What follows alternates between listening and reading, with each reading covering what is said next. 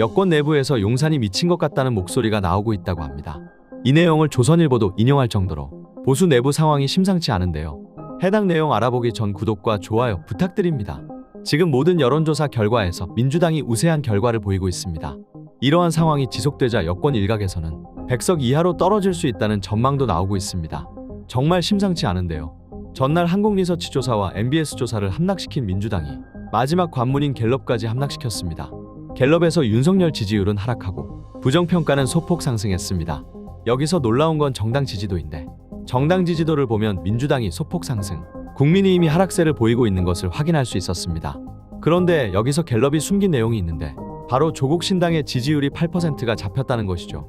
조국신당은 비례전용 정당이기에 민주당 지역구 표라고 봐도 무방합니다. 결국 민주당이 갤럽까지 함락시킨 것을 확인할 수 있었습니다. 여기서 또 재미있는 건 정권 심판론에 대한 내용입니다. 현 정부를 지원하기 위해 여당이 더 당선돼야 한다는 의견은 36%, 현 정부를 견제하기 위해 야당 후보가 더 당선돼야 한다는 의견은 51%로 나타났습니다.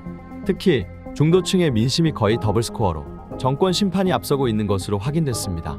이번 선거가 정말 기대되는 가운데 총선 승패를 가늠할 바로미터인 한강벨트.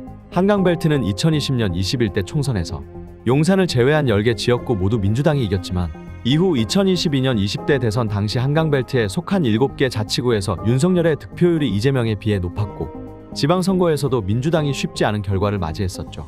그런데 이번 총선 여론조사 결과를 보면 민주당이 대부분 지역에서 앞서는 모습을 확인할 수 있었습니다. 국힘 입장에서는 정말 경악스러운 내용인 것이죠.